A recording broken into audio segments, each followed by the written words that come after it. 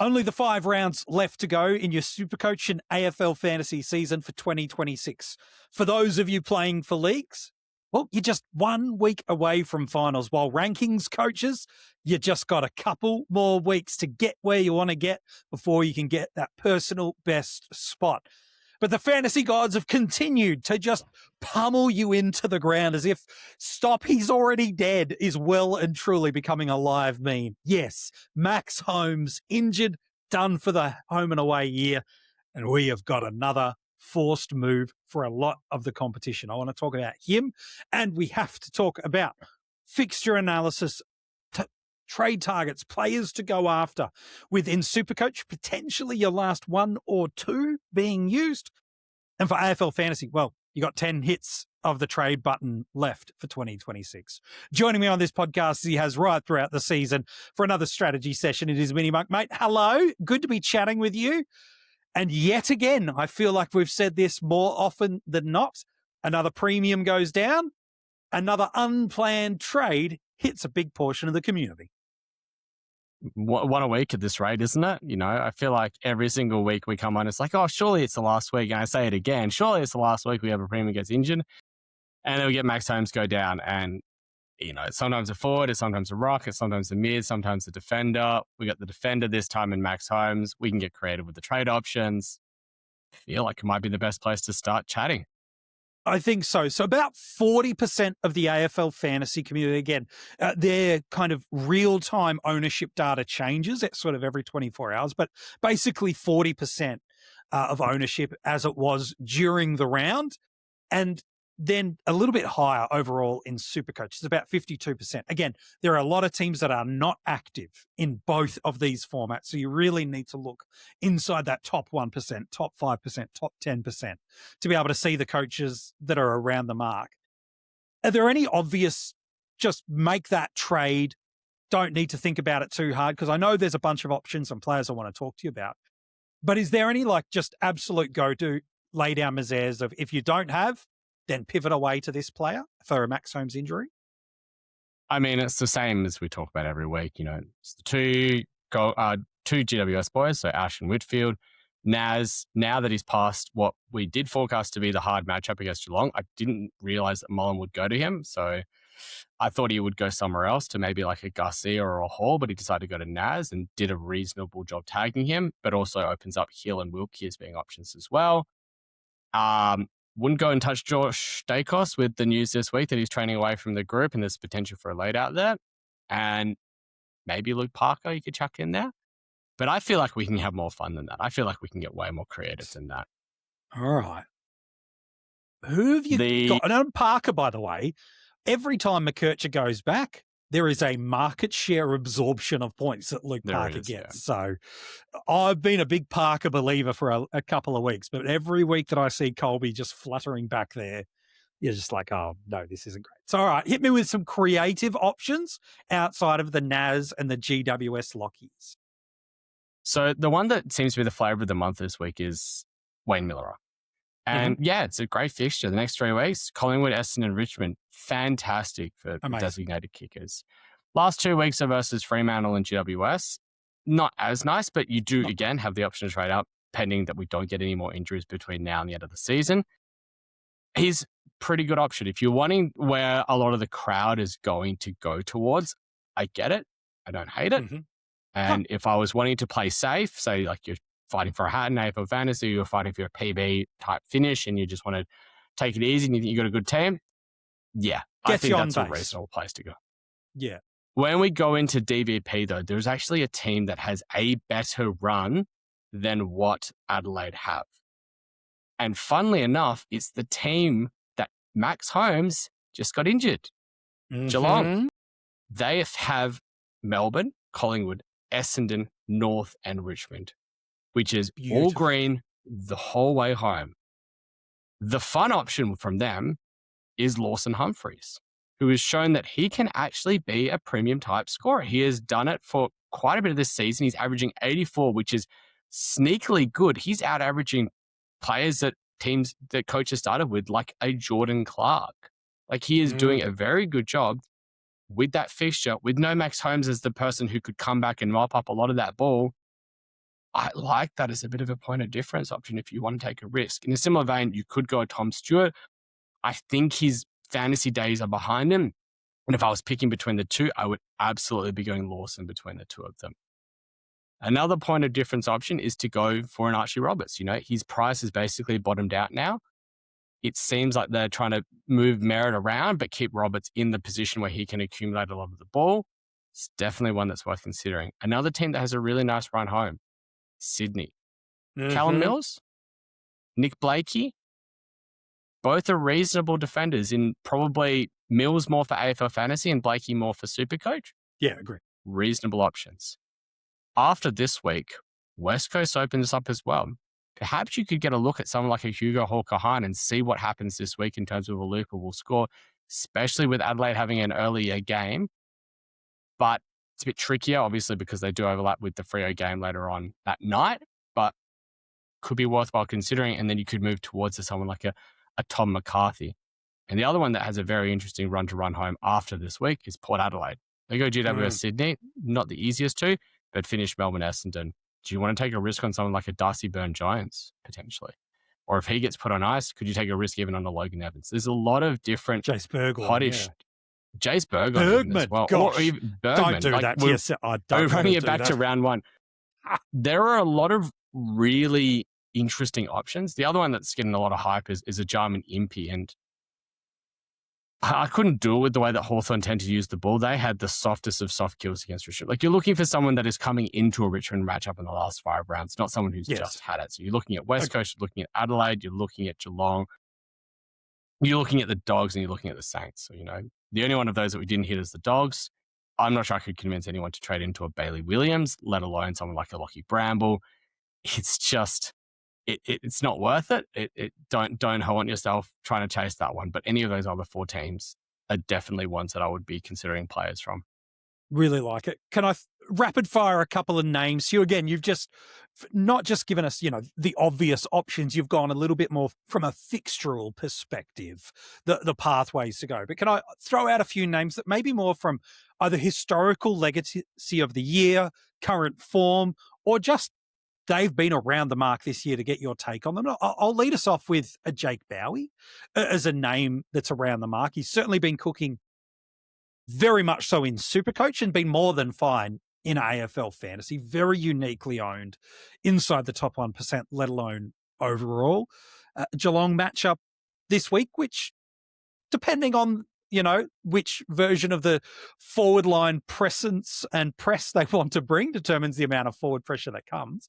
What's your take on a Jake Bowie and a sentiment as him being an option? He's done very well the last 2 weeks. Lovely draft option. Not for me for Classic. The next 3 fixtures being, you just said Geelong. Yeah, sure. Gold Coast, not a nice fixture. Freo, not a nice fixture. Port Adelaide, middling fixture. Dogs in round 24. Could be the punt option, but you'd rather go for a Port Adelaide player or a Geelong player or even a Brisbane defender. You might go and say, I want to take on Dane Zorka in round 24 sort of thing, but he'll be one to monitor for 2027. Geez, 2024, that's a throwback. But for 2027, he is definitely one to monitor as like a potential top 6 defender type player. We've seen them experiment with players like Jath, Salem, Rivers. Bowie seems to want to be the one who's going to get the market share Lindsay. Back there, and he's the one that I absolutely want. Is he going to be a halfback flanker, or is he going to be an inside midfielder, or is he going to be a Windsor? He might have been sold in a keeper league from someone to someone else inside of this podcast, and who knows? Maybe they're banking on some sort of accumulation type role in the future. I can neither confirm nor deny about that. Talk to me about Johnny Noble, who is like at any given week could be a 60 or a 130 from a trend perspective over the last couple of weeks. We got a better score last week, but it was against a team that from a fixtural analytical perspective, you probably would have hoped for more off the back of that. He's got Carlton this week. What's your thoughts on a John Noble as a replacement for Max Holmes? The interesting one is he has tended to score quite well when they're in home fixtures, be it at People's First Stadium or at TIO, and has tended to score poorer away from home. And unfortunately for the Suns, 4 out of the last 5 games are away from home. I don't think I would be going him. Round 24 against the Saints, Marvel Stadium under lid. Who knows? Maybe. What the punt maybe? Not with the fixture. No, just not for me. All right. Can we talk Jordan Clark for a second? It's not worked this year. And in SuperCoach, he has been as just deliberately consistent as you could have asked for. And you probably, if you did start him in SuperCoach this year, you're like, this is not a sexy pick, but this is just going to be week in, week out consistent. And it's not been. But from a fixtural point of view, rolling from West Coast into the Bulldogs into the Ds over the next 3, purely on DVP, you're thinking, hello, boys, I'm on. But is this the equivalency of a Luke Davies-Uniacke through the mid-season buys where it's like the fixture is great, but the scoring isn't really quite there? And again, that's LDU in AFL Fantasy, not in SuperCoach, for what it's worth. What's your take on the rebounding runner for the Doc? I mean, the price is cheap in AF, the price is cheap in SuperCoach, but like Roberts is cheaper in SuperCoach, and I would probably rather take the punt there. Roberts is $50K more expensive in AFL Fantasy, and I would probably take the punt there. Clark will be consistent, but like it's an 80 to an 85 in AFL Fantasy, and it's a 90 to a 95 in SuperCoach. With the way that the Dockers are playing, I don't see a spike score coming from someone like a Clark, and therefore it's not the type of player that I'd want to punt on the last 5 weeks. I can see of all the other players that we've talked about, even Noble and Bowie, they can spike a score and go 120 on any given week if the fixture's right and the matchup's right, and they just get on the end of it. I can't see that for a Jordan. I'll ask you about 2 more defenders. I do want to ask about a couple of midfielders or alternate options if dual position status movements or flex is open as a spot also in SuperCoach. Have you got a take on a Caleb Daniel? I know you kind of briefly passed through him when you mentioned a few North Melbourne players. Again, St Kilda matchup this week doesn't feel as impacted from a market share of when Colby McKercher gets moved around, but still certainly can and does. Would you rather it be someone else's risk, or do you think it's a risk worth taking for yourself? He's a really weird one because he doesn't get affected as much like Parker does by Colby McKercher eating up a lot of the ball, because he tends to just get whatever is left over between the two of them. But I just don't trust it. We've just seen that like only 2 weeks ago, he went 71 against Port Adelaide and 58 against Collingwood. AF scores, of course. And then there was 2 massive scores, a 139 and a 153, and then a poor score, and then an okay score, and then a couple of middling scores. Like, yeah, he's got the ceiling that any of these sorts of defenders that we want to go for have, but he got those big ceiling scores in the 2 friendliest matchups, and we want to target defenders that can do that sort of thing with the fixtures they've got coming, not what they've just had. And, you compare that to a Lawson Humphries that I've talked about before, who has Essendon and Richmond in his run home, as well as 2 other soft fixtures at a comparable price. If I'm going to try and get on a roller coaster, I want to get on a roller coaster where I can ride a high, not be banking on a player getting some semblance of a market share, but going into poorer fixtures.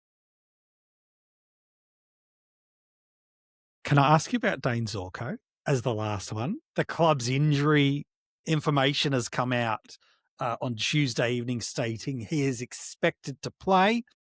And is that player that can get a monster ceiling? And even when a fixtural DVP is not favourable, just that pure work rate, he has that capacity to get 130, 140, 150 plus across formats. Is this do you really want to hurt yourself sort of trade to move into this? Is this go back to bed, MJ, you've had a little bit too much? Or is this no, there's something under the radar? Do you have a bailout option if he's laid out on Sunday afternoon? Are you going to, like, say you don't have Naz, are you going to Wilkie, are you going to Hill? Are you going to one of them? Because to me, I'm just concerned that he's going to be laid out on any given week. He did not look right against West Coast. Looked sore, looked a bit old.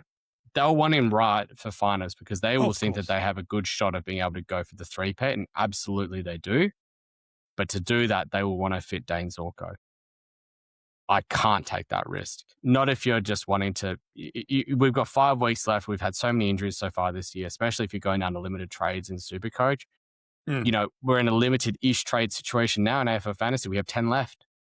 Not even, I think it's 8 or something like that. It's like you're not... After this week, yeah. You don't want to take on a risk like that just because he has ceiling. Find another place, take the risk on another way. Round 24, depending on when their fixture lies, absolutely a different story because he could pick it up, but not with 5 rounds left. No, round 24, if you've got trade to use or trades in SuperCoach and AFL Fantasy, you've got the two, you're turning into a daily fantasy player for that week and just purely running in those components. Even in AFL Fantasy, if you're making a trade into someone this week, you need to be content that they are in your side once round 24 is completely locked out. Doesn't mean it has to be, but you need to be comfortable that this is a potential option for the year, not just these little 2-week splits. Because if anything, 2026 has taught you that nothing is predictable and you are going to need to potentially always use at least one trade to fix up something that was unplanned and unscheduled. So we've looked at some defender premium options. Let's assume then for the other parts of the community that they're like, no, boys, I've got him in my midfield or in SuperCoach. I've got a defender, picking a random name, a Dan Houston type in my line, or I'm running a Hugo Hall-Kahan because I'm a little bit strapped for options. And so now every position is technically around for me. Who are the 4 or 5 guys? And if it's a defender in the mix, that's fine. But who would be the 4 or 5 guys that you'd be like, okay, if position isn't a problem, who are the 4 or 5 guys that you'd be like, I'd be looking to find a way to get into those guys? Is this where the Richmond and Essendon double fixture teams really come to the fore for you? Big time. Like any team that's got both of those on the run home is a team that you want to target. Fortunately, it's the same 2 that we've just talked about a lot. Geelong and Adelaide. So there goes 2 out of the 5 players that you want me to list. Bailey Smith, Jordan Dawson. Keep it nice and simple. These 2 players are going to absolutely romp home to end the season. If you don't own them and you're competing, could hurt. Fix that ASAP. Mm-hmm. The next place that we want to kind of look at is what's going on in your rucks. Like, do you have a Rowan Marshall at your R2 spot currently, or even your R1 spot potentially? Do you want to take a punt and go somewhere else with it? And, move him into your 4 line, move forward into your mid. Could you take a punt on a Lloyd Meek, who's been braining it the last few weeks with no Ned Reeves in the team? Do you want to take a punt on a Luke Jackson now? West Coast this week. Western Bulldogs the week after. Melbourne, Adelaide, not the easiest, but then finishes off with a Carlton. Pretty soft fixture. Worthwhile taking it on. Flavor of the month in terms of what people are doing in the forwards is, again, hitting that double up of Richmond and Essendon. Isaac Rankin seems to be the one that everyone's going for. Could you do it? Potentially. Tags are the concern when it comes to someone like a Rankin. I think that he'll get a bit of attention in couple of those fixtures on the run home. I think he almost certainly will get bedfitted in round 24. And so I would be preparing for that and saying, if I don't have cover, or do I have a way to be able to loop into my midfield and potentially have a look at someone like, I don't know, a Fitzgerald or a Herbert or Franco or whoever it is you might have, Hall-Kahan type players. These are the sorts of things that I'd be looking and considering as well if I'm trading into a Rankin. I think the big one that I actually want to own in the forward 9 now is a Jason Horne-Francis. That one's good. No Butters, no Rosie. It's his midfield. They have to put him in there for high CBS. Like, no Richards now as well. Yeah. Like, he is the only one in that midfield that can accumulate, can do damage, can potentially be the one that can turn them games. And I want to see what he can do just as a pure midfielder. So, it's not the easiest of runs. Brisbane, GWS, Sydney, Melbourne, ends on Essendon around 24. It feels pretty nice. But he's the forward that I'd want to own from here until the rest of the season. I think there's 5 names there. Yeah, comfortably. that you've hit me through there. You bring up a Rowan Marshall. For what it's worth for coaches, Tom de Koning's listed as a test this week. And so could we squeeze one more goodness out of it? Absolutely. But this is where, and again, in limited trades, or if you haven't been building your squad depth, because if you could push Rowan Marshall to your R3, F7 coverage in AFL Fantasy this week or next, perfect. Great. However, if this is your R2 and there's no other avenue away from this, go back and check out some of the roll share scores of Romar with TDK. Even this week could be pretty more favourable to Rowan, given, Tom's been out for a couple of weeks. But if he plays this week TDK, I would be not loving the thoughts of Romar having to be on field after this week. It's a little nervy if I would be there. Again, SuperCoach, you can only do with what you've got with trades left, and it's probably not screaming deal with me, but certainly in the other formats, that is the case.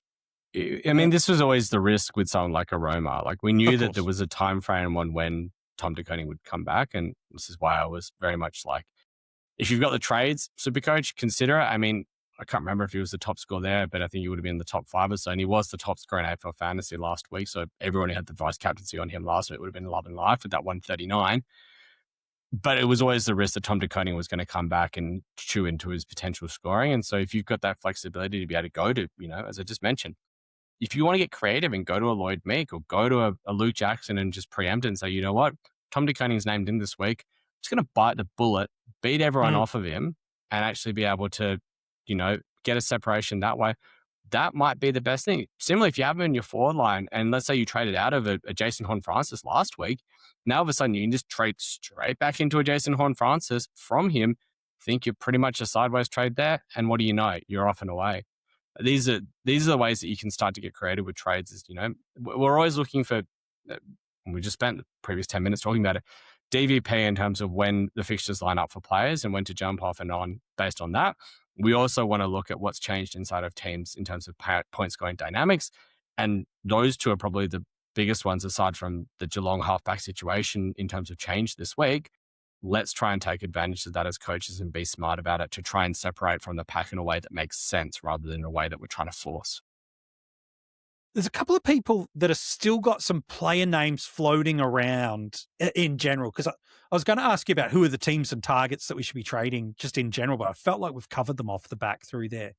It still feels like there's a lot of names inside the footballing community that we're trading into, and I think maybe it's a little bit more either historical legacy and or form bias that is driving our selections. And again, an illustrative name is an Errol Goulden. Where do you sit on a player like Errol, who we do know he's got a really favourable matchup in round 23, but outside of that, it's not awesome for inside mids and high half forwards. Like right now, if Champion Data were to call the 2027 positions, Goulden would be mid-forward. He's hit that threshold, but there's a few weeks of this season to go plus finals, so a long way away. What's your take on a player like a Goulden that has got the historical legacy but is not really getting it done yet? How much of that is just credit in the bank versus credit in the bank that's giving you confidence that it's about to break right? I think people are buying into him not just because of what he's done previously, but because of the ceiling that he's shown previously as well. We're targeting these types of players that can, on any given day, pump an absolutely monster score out. And he's shown that he has that sort of a ceiling. So people naturally see a price tag, a team that's in relatively good nick, him coming back and building his time on ground up and go, yeah, he's the one I want to go for. Same coaches would have done the exact same thing with someone like a Hugh McCluggage earlier this year. Sometimes name alone isn't the reason to trade into a player. You've got to look at everything else that's happening around him at the moment. Swans playing reasonable football, but I think Swans fans would probably say something's not quite right. They're not able to quite fix their balance in terms of what's going on between their mid-forward connection. They've got a relatively tough run of fixtures coming up. GWS this week, They've lost to Essendon last week. Their record against the top 6 teams is probably one of the best in the comp. They're no easy beats, especially not in a Sydney derby. And then they're going to St Kilda, who will be wanting to try and cement a top 10 spot. They will be desperate to try and beat them. Port Adelaide is probably their easiest. The last 2 fixtures, obviously being Essendon and Port Adelaide, are a bit on the easier run, but those next 2 fixtures are not easy. And he might be the type of player that just cops attention from someone like a Willem Drew, or cops attention from someone like a Toby Bedford the next. Yeah. He's not one that interests me heavily at the moment. I'm still looking at the Master Irons. I think are probably the big 4 that I think this is across the formats. Dacos, Dawson, Baz, and Bond, I think are the pretty clear big midfielders that we want to own from now until the end of the season. I don't see anyone trading out of them even if they had the luxury to. Will Ashcroft is the one that seems to be the flavour of the month, and rightly so. He's continuing to score really well. Andy Brayshaw has found a turn of form and is averaging 100-odd AFL Fantasy and SuperCoach over his last 5. West Coast this week. Don't mind it either. But if I'm looking for someone with ceiling, I'd rather go for an Andy Brayshaw than a Errol Goulden at the moment. I'll tell you that much. We're not going to be guessing what his role is every week, whereas Goulden can be rotating between wing, half forward, into the CBA midfielders. Heck, I'd take on a Noah Anderson before I'd take on. Yeah, and fair enough too. Can I ask you about 2 guys that last week had something that I don't think I've seen from either of these players, certainly not this year. They're both mid-forwards. One, it's about, is it time to trade out? The other, is it something that we could jump into? The out is a Murphy Reid. He's been a knockout pick to start this year. Has even started to get tag attention at various quarters and junctions over the back half of this season. And to get that ahead of a Hayden Young when he's been fit and firing, and certainly a Brayshaw and a Sarong, just speaks to the elite components of what he does. Right. But last week was disgusting from a scoring perspective, and there's lots of different variables that cause that. Again, by the way, it's very scary that Fremantle are only having to play about 40 minutes of football now to still beat teams. So that's a little bit scary. They've done that now 2 weeks in a row. No shade to Sydney or to Port Adelaide. They were both great in their first halves, but that's scary. Is Murphy Reid, is it time to go? Do we push him to the bench and, keep our faith in a Petrarca sort of type? What's your take on a Murphy Reid, who, by the way, does have the Derby or Derby this week in the West Coast Eagles? I mean, he's had a couple of poor games this year. This is definitely his poorest. Away from home, early start, I can probably give him an excuse for this one. If you can chuck him on the bench with an knee going into this round, potentially, let's say you've got a Rowan Marshall in your R2 spot and you're trading into a forward instead this week, and you can just trade into a ruck and you can rotate things around. Whatever you can do, have a look at him on the Friday night and go from there. Like, I think he bounces back. I think he'll be told what he's done wrong and what to fix. I don't know if I expect a tag to go towards him. I think when Brady Hoff's done tags in the past, it's normally gone towards a Caleb Sarong, and I don't know if he's going to be doing much tagging at the moment based on how the Eagles seem to be playing their midfield mix. I don't think I'd be trading out of him, especially not in SuperCoach where he's, been not far enough off a top 10 forward to even consider trading out of him. No. And then the last player I want to ask you, and then I want to quickly hit the matches of the round before we wrap up the podcast. Tuke Miller, 39 touches on the weekend, 17 contested possessions. Absolutely just thrown back into that midfield mix. And it looked like the Tuke of old, which was just that hassling, dogged pressure, just that elite work rate to get from stoppage to stoppage to stoppage, and then to spread and get involved through the transitions, 9 clearances, and that handful of marks and tackles to see that 120 plus score across the formats. Is this a little bit for you, Damien Hardwick, pulling the parachute and, okay, we need to get our best 2-way midfielder back in the mids because the mix isn't working? Or was that just there were matchups that were nice for the Bulldogs that he could sit on well, so we shouldn't look at it? Because again, from a price point, he is the type of player in the forward line. You're probably going, ooh, yeah, I could get a 5-week hit of 110 plus here if I'm lucky, and to get it at great value. So what's your take on a player like a Tuke Miller? I'm just going to divert for a second. Are you throwing shade at me for the fact, because I took a Lake score 100 in SuperCoach, and I benched Tuke Miller, and I had Murphy Reed on field to take that score. Are you throwing shade at me? No, hang on.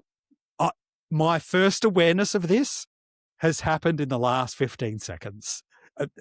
Scouts on a Hunger Games. For what it's worth, I may or may not in a keeper league benched Tuke for another primo mid option that I'd rolled around and lost out on about 30 points. Didn't cost the matchup, but it's fine. So yeah, definitely no shade. If I was throwing shade, I would have built this thing up absolutely beautifully. There would have been no surprise empathy. It would have been, check out what this Muppet has done. So no, not at all. Not directed at you. So his last 3 weeks in terms of CBAs have been 85%, 21%, 87%. Who got the spike in the middle week? It was a Will Powell that got the spike. Now, what changed for Will Powell to not be playing CBAs this week? Who came in? Who came out? Tell you who came in. Daniel Rioli came in. Why would that throw someone like a Will Powell down back? I had not got the foggiest idea. But that was the big change. And if we see them to go relatively unchanged in terms of what's happening in that back six, in terms of at least distributors and their midfield, yeah, I think the Tuke keeps that role because they seem to like that midfield rotation quite high. It's him, Nando, Petrarca's also actually bumped his CBAs the last 3 weeks as well. Rao is the one that's been pushed out, but he's going off half forward into that midfielder as the extra midfielder. I don't know. I think you could do it. Wouldn't fill me with confidence. I mean, you can. I just talked about how I was the one. I benched him this week because I wasn't confident in his role. He's probably in the top 3 forward options to trade into. I'd probably have him just behind Rankin and JHF, and I'd probably go JHF, Ron, Rankin 2, him 3. Yeah. Fair enough too. Before we wrap up the podcast, I want to ask you about every single game this round, and I want you to give me a VC or a C option with a safety net and a spicy pick. So Thursday and the 2 Friday games, and let's maybe say that first game on the Saturday was where your VCs are likely to come from. So give me something safe and give me something spicy. Again, that's more probably going to help people from a draft league perspective or those that are like, no, I'm behind in my league matchup and I need to take a punt on a ceiling.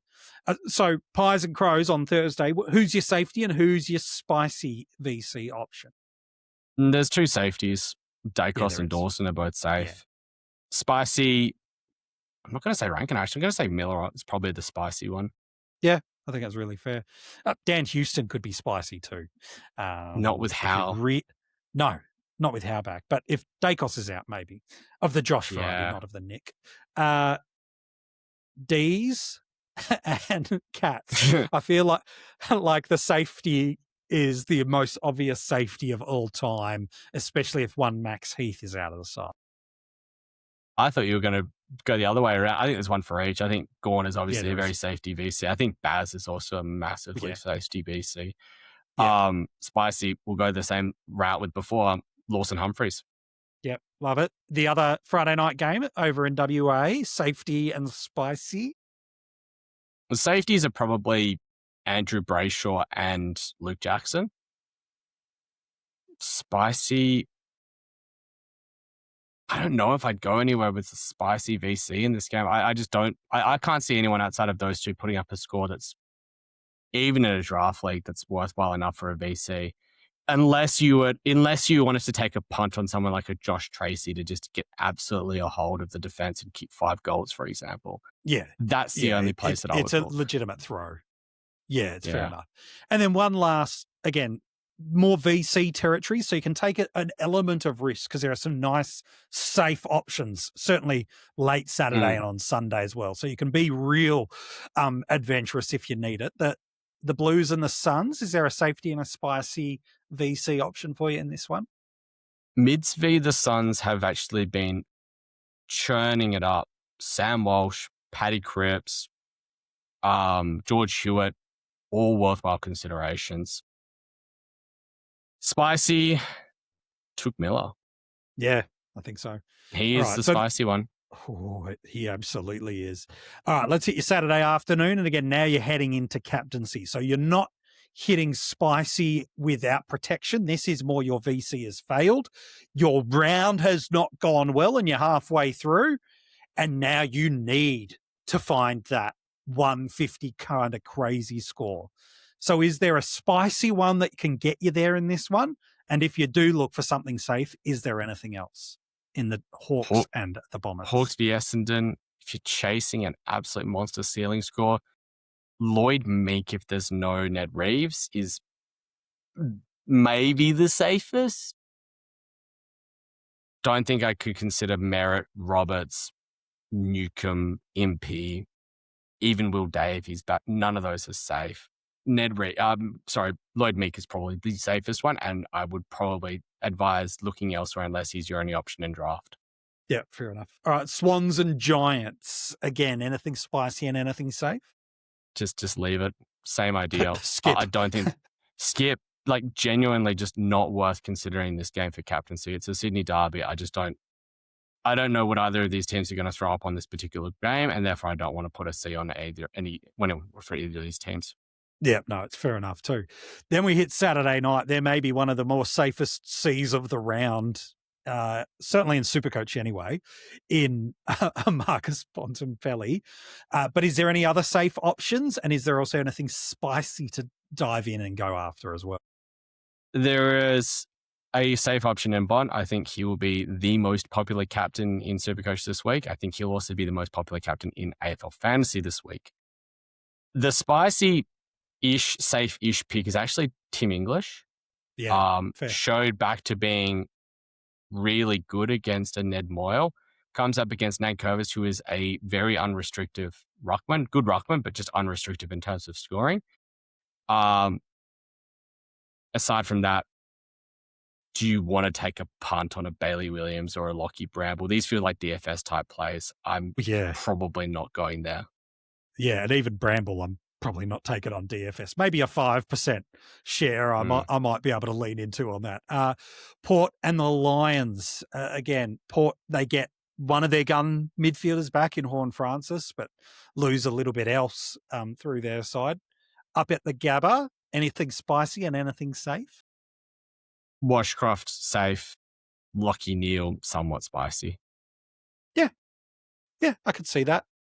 Horn Francis is, if he starts to get off the chain, you can just see a Dunkley or a Berry just someone will clamp him. Clamps on if that happened, right? So, and it won't be like a hard tag because frankly they should win that game by 40 plus. They'll just put a bit more attention into him, make sure that he's not going to tear them apart, sort of thing.